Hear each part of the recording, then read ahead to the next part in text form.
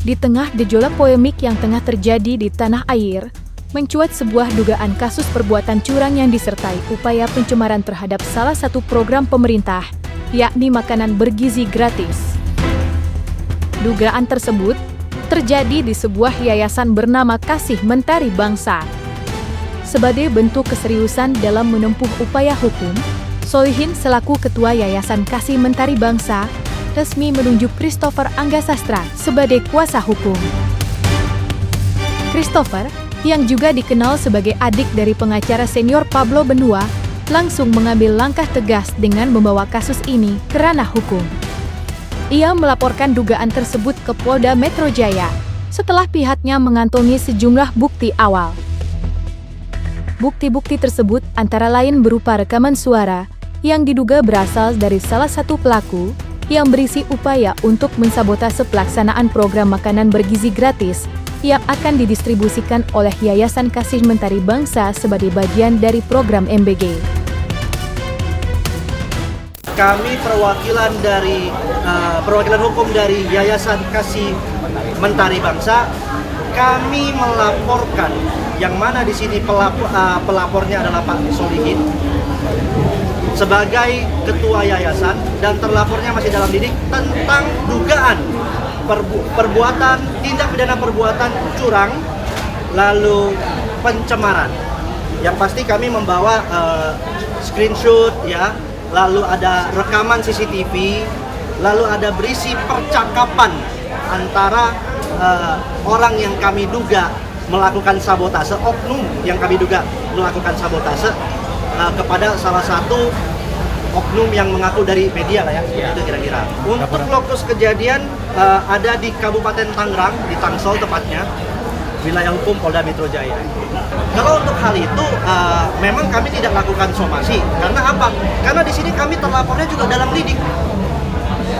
Ya, kami tidak melaporkan orang perorangan, karena gini ya teman-teman, perlu dicatat. Tujuan kami datang ke sini ini untuk mengungkap kebenaran material yang dialami oleh dapur kami. Kami bukan mau memenjarakan orang di sini nih. Karena apa? Dapur ini berdiri dari gagasan mulia. Dapur ini berdiri karena tujuan mulia. Jadi tujuan kami ini bukan untuk memenjarakan orang.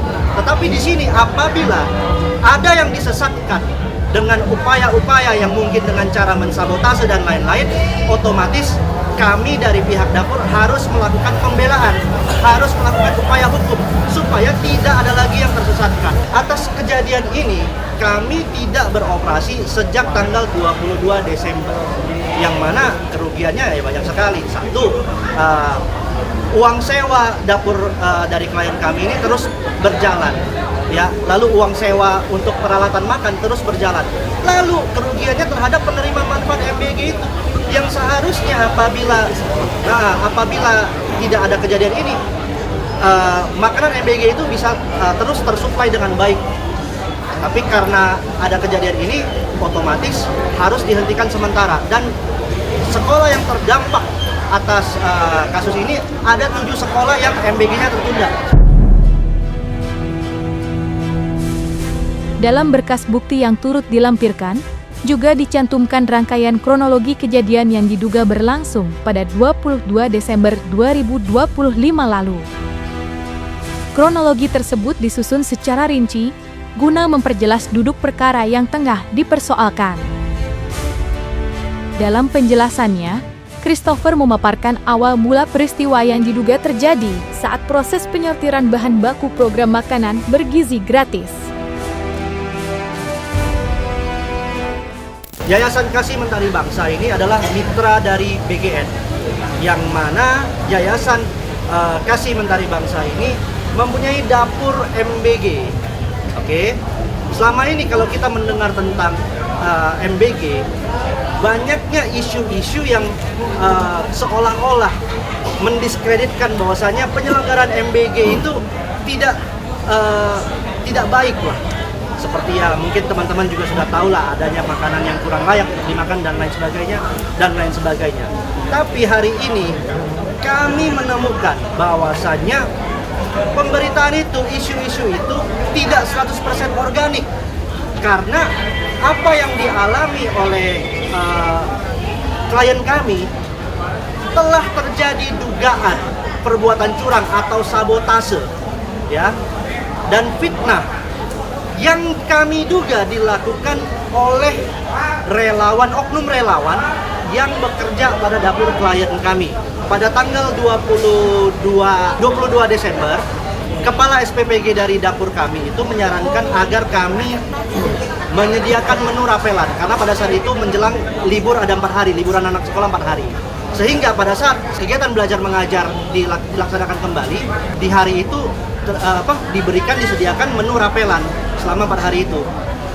Ya. Akhirnya yang disarankan oleh Kepala SPPG adalah kita menyediakan makanan kering. Makanan ya seperti roti-rotian, buah-buahan dan lain-lain. Setelah menu disepakati oleh seluruh pengurus dapur, dari pihak yayasan segera melakukan order bahan baku. Sampailah bahan baku itu kepada dapur klien kami. Setelah sampai, bahan baku yang sampai itu dilakukan quality control, disortir oleh relawan yang mana atas perintah KSPPG pada saat itu, karena KSPPG pada saat itu tidak hadir, ya. Bahkan tidak hadir. Ya, tidak hadir pada hari penyortiran. Berlanjutlah kegiatan itu sampai dengan pengemasan. Setelah itu makanan itu didistribusikan. Lalu pada tanggal 22 Desember, setelah makanan itu selesai didistribusikan, sekitar kira-kira jam setengah 4, muncul percakapan antara oknum relawan yang bekerja di dapur klien kami kepada oknum media. Di situ oknum yang relawan meminta kepada media tersebut agar meminta diviralkan tentang minta diviralkan atas tuduhan kepada dapur klien kami yang mengatakan bahwasanya siswa MI Nurul Huda ini sering loh menerima makanan yang tidak layak makan, seperti itu ya kira-kira ya. Lalu setelah itu jam 7 malam ada akun TikTok yang bernama Mata Pengawasan. Di situ mengunggah konten mengenai hal itu juga. Yang apa kira-kira isinya? Tentang tuduhan agak kenceng, Bang. terhadap yayasan Ya. Kami yang memproduksi MBG tidak berkualitas. Yes. Menyikapi rantaian peristiwa tersebut, Christopher Andiasastra selaku kuasa hukum Yayasan Kasih Mentari Bangsa mengungkapkan adanya kecurigaan terhadap muatan lain di balik kasus yang tengah ia tangani. Ia menilai peristiwa ini tidak semata-mata merupakan persoalan internal, melainkan berpotensi mengandung kepentingan politik tertentu. Menurut Christopher, indikasi tersebut mengarah pada dugaan adanya upaya sistematis untuk menggagalkan pelaksanaan program pemerintah, khususnya program makanan bergizi gratis. Atas dasar kecurigaan tersebut, pihaknya berkomitmen untuk mengawal proses hukum secara serius agar seluruh fakta dapat terungkap secara terang benderang, sekaligus memastikan program MBG tetap berjalan sesuai tujuan awal pemerintah.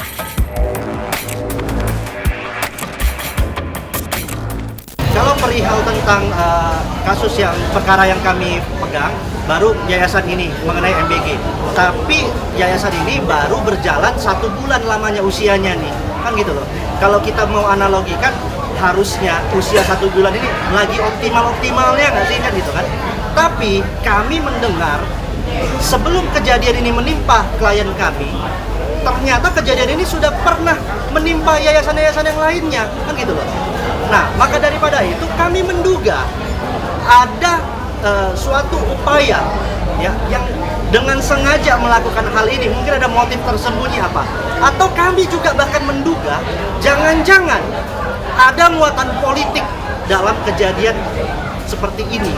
Ya mungkin ada sebagian orang yang berusaha untuk menggagalkan, menyabotase program pemerintah MBG, tentang MBG ini.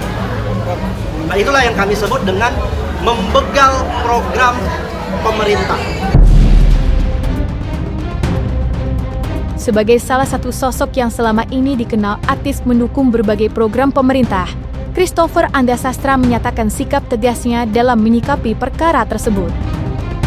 Ia menegaskan kesiapannya untuk berada di garda terdepan dalam mengawal proses hukum, sekaligus memastikan program strategis pemerintah tetap berjalan sebagaimana mestinya.